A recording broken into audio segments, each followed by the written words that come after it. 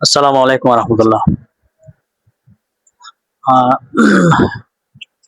গত কয়েকদিনে আমার গলাটা একটু ভেঙে গেছে। প্রচন্ড অসুস্থ ছিলাম। এখনো রিকভারি মধ্যে আছে, চিকিৎসা চলতেছে, ওষুধ চলতেছে। যাই হোক, আহ, একটা বিষয় নিয়ে কথা বলবো বলে ক্যামেরাটা অন করছি। বিষয়টা হচ্ছে ইসলাম এবং বাংলাদেশে। আমরা ইসলাম পালন করতে গিয়ে, বিশেষ করে যারা মাদ্রাসা ব্যাকগ্রাউন্ড না, তারা আসলে কি কি ফেস করি, আহ, আহ, কি কি অভাব বোধ করি। এবং আমার প্রায় 14-15 বছরের অভিজ্ঞতা থেকে মানে কি করলে আসলে তুলনামূলক বিষয়টা সহজ হয়, সেটা নিয়ে একটু ডিসকাস করব। আহ, এই বিষয়টা অনেকটা অমুসলিমদের জন্য হেল্পফুল। অমুসলিমদের জন্য বলতে আমি এর মধ্যে অনেককে, আমি বেশ কয়েকজনকে দেখেছি যারা নিজ দায়িত্বে ইসলাম নিয়ে পড়াশোনা করে ইসলাম গ্রহণ করেছে। এবং অনেকেই এই আমাদের মতো যারা নন প্র্যাকটিসিং ফ্যামিলিতে জন্মগ্রহণ করে, তারা তারা লং টার্মে অনেক বেশি সাফার করে। কারণ এই পরিবারকে, অমুসলিমরা তো বোঝাতেই পারে না যে সত্যটা কি পরিবারকে। এবং তারা খুব ভেঙে পড়ে যে না, আমার ছেলে বিধর্মী হয়ে গেল। বিশেষ করে অমুসলিমরা দের মধ্য থেকে যদি কেউ ইসলাম গ্রহণ করে। কিন্তু আমাদের মতো যারা নন প্র্যাকটিসিং ফ্যামিলি থেকে ইসলাম নিয়ে পড়াশোনা করে বা ইসলামের পথে আসার চেষ্টা করে, বা ইসলাম মানে কি, কোরআন সুন্নাহকে ফলো করতে চায়, একজন মুসলিমের জীবনের দায়িত্বটাই কি, কোরআন সুন্নাহ যদি ফলো না করে তাহলে একজন মুসলিমের জীবন থাকলোটাই কি। তো এটাই হচ্ছে ইসলাম, আহ কোরআন সুন্নাহ ফলো করা। কিন্তু সাধারণভাবে আমাদের সোসাইটিটা, বিশেষ করে ব্রিটিশরা এমন ভাবে সাজিয়ে দিয়ে গেছে যে আমরা আমরা শুধু দুনিয়াবি পড়াশোনা নিয়ে লেগে আছি। আর পার্থিব জীবনের সফলতা নিয়ে দৌড়াতে দৌড়াতে আহ আখিরাত মুখিতা, বা আসলে আমাদের জীবনের উদ্দেশ্য, মূল উদ্দেশ্য থেকে আমরা আহ ছিটকে যায়, অনেকটা ছিটকে যায়। কেন? পারিপার্শ্বিকতার কারণে। আমি দেখতেছি, হ্যাঁ, আমার অমুক আত্মীয় এভাবে দুনিয়াবি সফল হচ্ছে, কেউ ডাক্তার হচ্ছে, কেউ ইঞ্জিনিয়ার হচ্ছে, কেউ এমন হচ্ছে, কেউ ব্যবসায় সফল হচ্ছে, হ্যাঁ, কেউ কোটিপতির ছেলে, বন্ধুদের মধ্যে কেউ সফল। তো হ্যাঁ, কেউ তার মনের মতো বিয়ে করছে। তো এই ধরনের বিষয়গুলা, মানে দুনিয়াবি সফলতা যেটাকে বলে, এই বিষয়গুলা আমাদেরকে খুব বেশি আহ প্রভাবিত করে। তো বিশেষ করে যদি আমরা মাদ্রাসা লাইনের স্টুডেন্টরা কি করতেছে সেটা আমি বলতে পারবো না, কারণ আমি মাদ্রাসা লাইনে পড়ি নাই। হ্যাঁ, তবে মাদ্রাসা লাইন থেকে মিসগাইডেড হইতে তো অনেককে দেখছি, এবং সেটা আমার টপিক না, সেটা মাদ্রাসা লাইনের মানুষরাই ভালো জানে। কিন্তু আমরা যারা একদম সেকুলার পড়াশোনা করে বড় হয়েছি, পরে পারিবারিক ভাবে দিনের যেটা কোরআন সুন্নাহর প্রতি আগ্রহ তৈরি করে দেওয়া বা কোরআন সুন্নাহ ফলো করা, এই এই জিনিসটা নিয়ে যে আমরা কি পরিমাণ সাফার করি, এবং এটা জন্য আহ, আমাদের যে কি পরিমাণ যুদ্ধ করতে হয়, সেটা অনেকেই জানে না। যেমন ধরেন, আমি প্রায় 21-এর পরে, যখন 22, তখন প্রথম চিন্তা আসে যে না, বন্ধুরা সহ আমরা তখন সবাই ক্লিন শেপ। তো বন্ধুরা সহ চিন্তা আসে যে আমরা দাড়িটা রেখে দিই। দাড়ি রাখার উদ্দেশ্য কি? রাসূলুল্লাহ সাল্লাল্লাহু আলাইহি ওয়াসাল্লাম দাড়ি রাখার নির্দেশ দিচ্ছেন, এটা ওয়াজিব সেজন্য।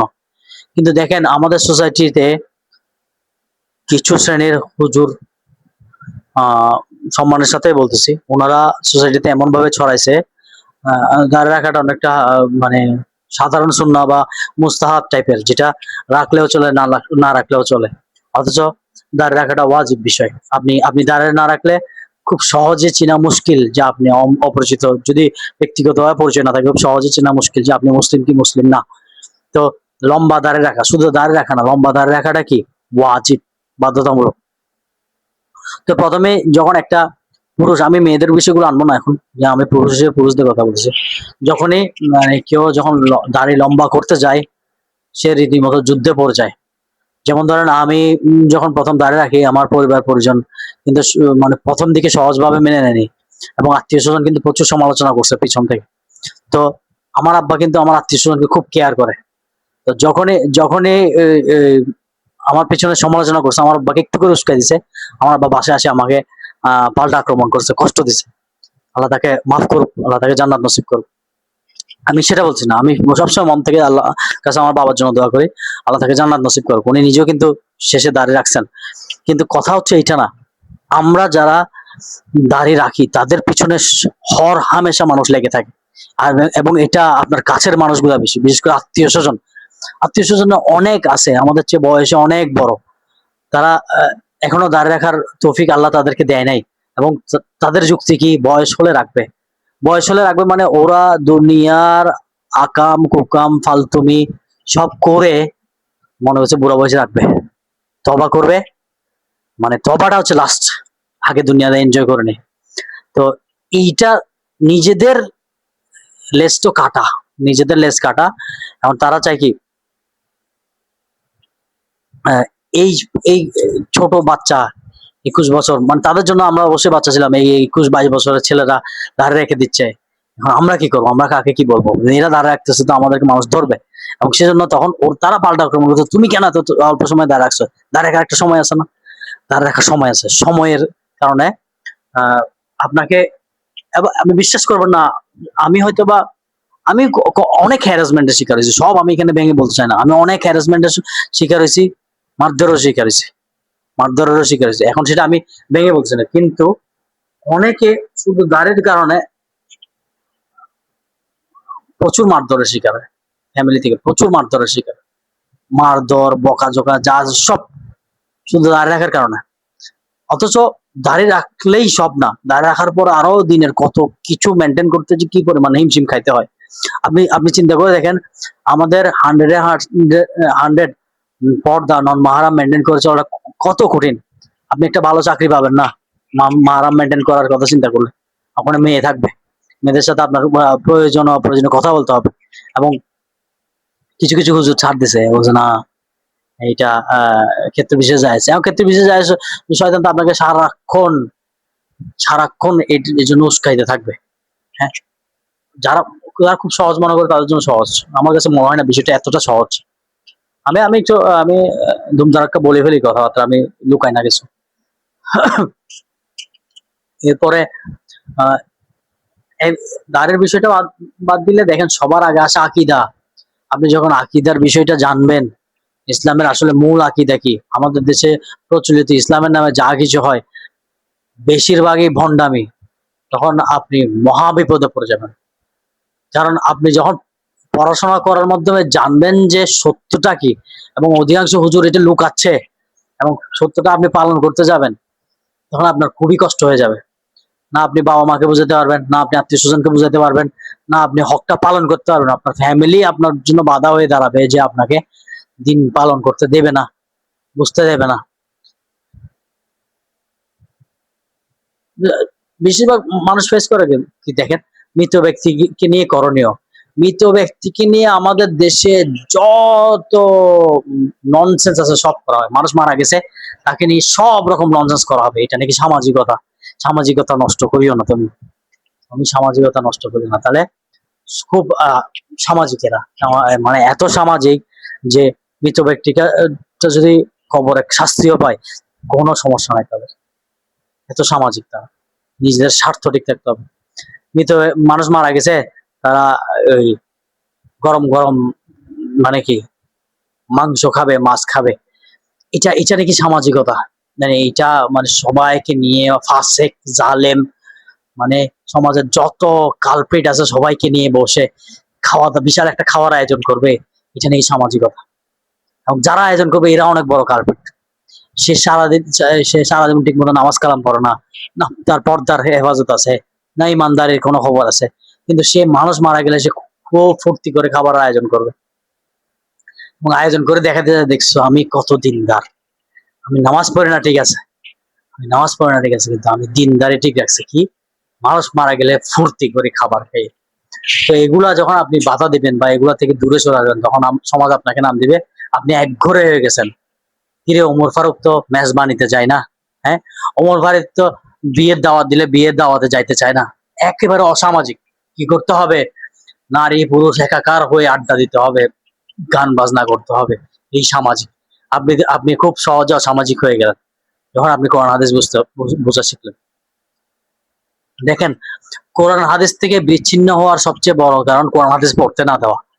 আপনাকে কোরআন হাদিস পড়তে দেওয়া হবে না। আপনাকে এমন এমন ইসলামের নামে বই পড়তে দেওয়া হবে যেটা পড়ার পর আপনি কোরআন হাদিস জানবেন না, আপনি মনে করবেন ওইটাই ইসলাম। অথচ কোরআন এবং সুন্নাহ হচ্ছে সৎকর্ম। কোরআন এবং সুন্নাহ হচ্ছে আসল ইসলাম। কিন্তু আপনাকে কোরআন এবং সুন্নাহ পড়তে দেওয়া হবে না।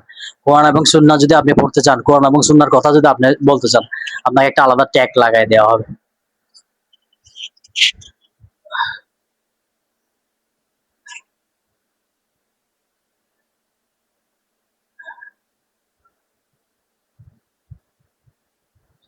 আপনি দেখবেন আপনার আশেপাশের যে মানুষগুলা না পড়ে নামাজ, না ঠিক মতো রোজা রাখে, কোনো না কোনো হারামে জড়িত, হয় ড্রাগ এডিক্টেড, নয় স্মোকার, নয় নেশাগ্রস্ত, এটা কি বলে, গাঁজা খায়, অথবা হারাম রিলেশনশিপে জড়িত, অথবা দীর্ঘ বছর বছর হারাম রিলেশনশিপ করছে, অথবা সব রকম বিদাতে জড়িত।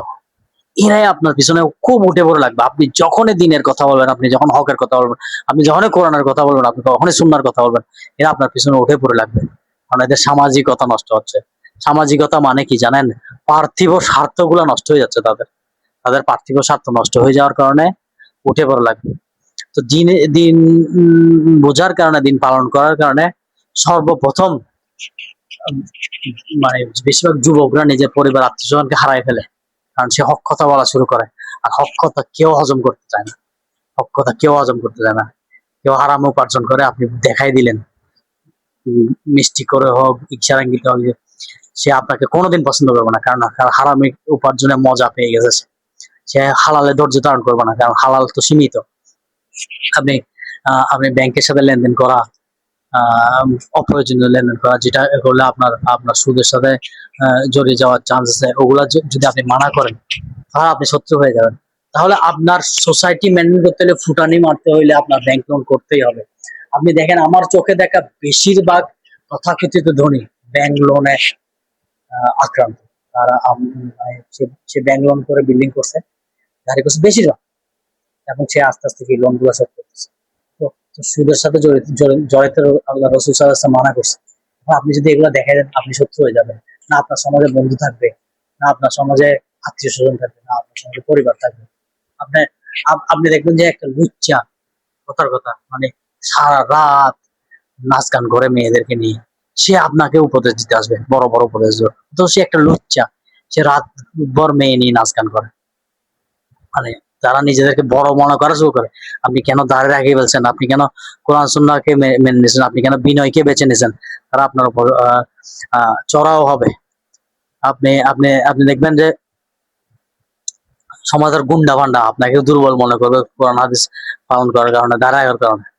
অথচ এইসব গুন্ডাকে আপনি চাইলে হয়তো দুইটা থাপ্পড় দিলে এরা হয়তো শোয়াতে করতে পারবে না, কিন্তু সে অনেক বড় গুন্ডা হয়ে গেছে। দুইটা সিগারেট, আমাদের দেশে তো সিগারেট খেলে ও নিজেকে অনেক বড় গুন্ডা মনে করে। দেখবেন আপনি রাস্তাঘাটে কতগুলা রাস্তায় বসে বসে সিগারেট খাইতেছে, ও মনে করছে ও অনেক বড় গুন্ডা। কিন্তু এর চেয়ে বড় বড় গুন্ডা কিন্তু মানে ও ও ওকে ওকে টেক্কা দিয়ে আসছে, ও জানে না। তো তো বেশিরভাগ মানুষ মনে করে যে ওই একটু পোলাপান দেখবেন রাস্তায় দাঁড়ায় দাঁড়ায় সিগারেট খাচ্ছে, ও খুব বড় গুন্ডা, বুঝছেন? আর যারা কোরআন হাদিস মনে করবো খুব সিধা, এরা দুনিয়াদারি বুঝে না। হ্যাঁ, আহ চোর, সাট্টা, ডাকাত, শয়তান, সাদাবাজ, তথাকথিত রাজনীতিবিদ, এরা দেখবেন যে যারা কোরআন হাদিস ফলো করে তাদের উপর চড়াও হয়। হ্যাঁ, 11টা মামলা খাইছে, 21টা মামলা খাইছে। এ নিজেকে অনেক বড় স্মার্ট মনে করছে। যারা কোরআন হাদিসের অনুসরণ করে, যারা যারা হালাল ইনকাম, সীমিত ইনকাম, তাদেরকে দেখবেন যে সবাই চারপাশ থেকে ঘিরে ফেলছে, সবাই খুব প্রেশার রাখছে, চাপে রাখছে। এটা হচ্ছে আমাদের সোসাইটির অবস্থা। সালাম আলাইকুম রহমতুল্লাহ। আসসালামু আলাইকুম। আচ্ছা, সমস্যাগুলোর কথা বললাম, মানে কিছু উদাহরণ আরকি। যে আসলে এগুলা ফেস করে যারা দিন পালন করে। কিন্তু আসলে সমাধানটা হচ্ছে আসলে কোরআন পড়া, হ্যাঁ?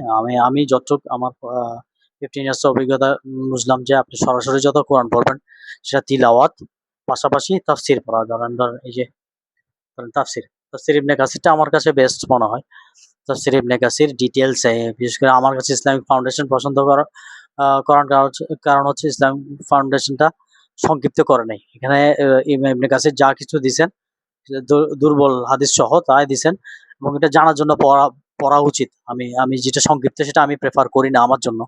কেউ যদি বলে সে সংক্ষিপ্ত ভালো লাগে তো সে সংক্ষিপ্ত পড়বে।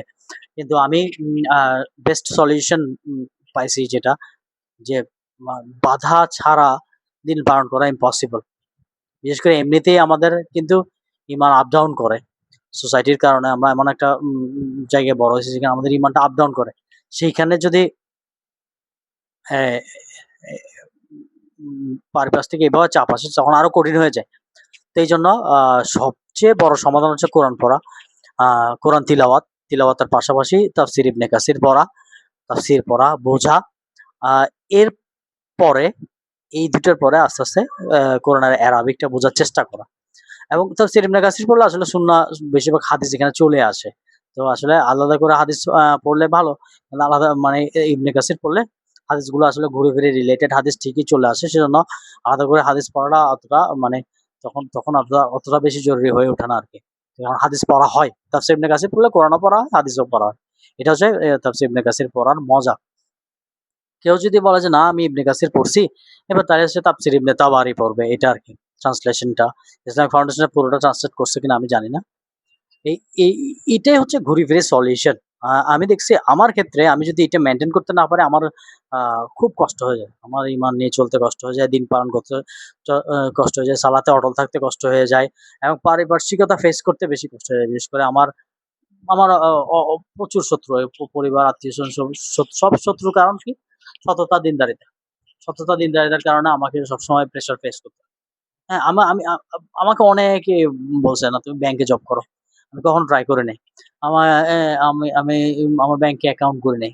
অ্যাকাউন্ট করে নাই এটা অ্যাকাউন্ট করতে হবে না এমনটা না। কিন্তু আমি আমার সেফটির কারণে আমি ব্যাংকে অ্যাকাউন্ট করি নাই। কারণ আমি একটু সুদের সাথে লেনদেন করতে চাই নাই। এরকম এটার জন্য আমি কষ্ট পাইছি। ওটা হয়তোবা বুদ্ধিতে হইছে। কিন্তু উম আসল কথা হচ্ছে আসলে ঈমান নিয়ে চলতে হলে এখন যে কঠিন অবস্থা, কোরআন পড়তে হবে। বেশি, বেশি কোরআনই পড়তে হবে। আর কোনো সলিউশন নাই। কোরআন পড়তে হবে, কোরআনের ভাষা বুঝতে হবে। আর তাফসীর ইবনে কাসির পড়তে হবে। এই যে এতগুলো প্রবলেম না যা ফেস করতেছি, কেউ আপনার পাশে আসবে না। কেউ আপনার পাশে দাঁড়াবে না।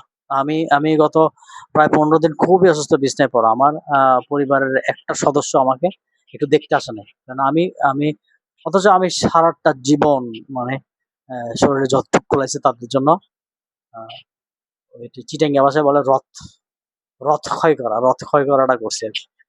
জামাই আমি প্রচুর টাকার মালিক না যে তাদেরকে টাকা দিয়ে লোক দেখানো আ হেল্প করব। তো যাই হোক এটাই হচ্ছে সলিউশন। আ বেশি, বেশি কোরআন পড়া। যে যত বেশি কোরআন পড়বে সে আসলে ততই ঈমানের উপর অটল থাকতে পারবে। আর একটু আগে তাফসীর ইবনে কাসিরে বললাম আসলে সৎ কাজ হচ্ছে কোরআন হাদিস ফলো করা। মানে আমরা কি সৎ কাজ করব, কি সৎ কাজ করব যদি করি না ভাই আমরা বেশি, বেশি কোরআন হাদিস পড়লেই হয় যে সৎ কাজ করা হয়ে যায়। এবং কোরআন হাদিস পড়তে, পড়তে যদি জীবনটা আ কাটায় দিতে পারি, আল্লাহর কাছে যেতে পারি কোরআন হাদিস পড়তে, তখন হয়তোবা ইনশাআল্লাহ জীবনটা সফল। আসসালামু আলাইকুম ওয়া রাহমাতুল্লাহি ওয়া বারাকাতুহু।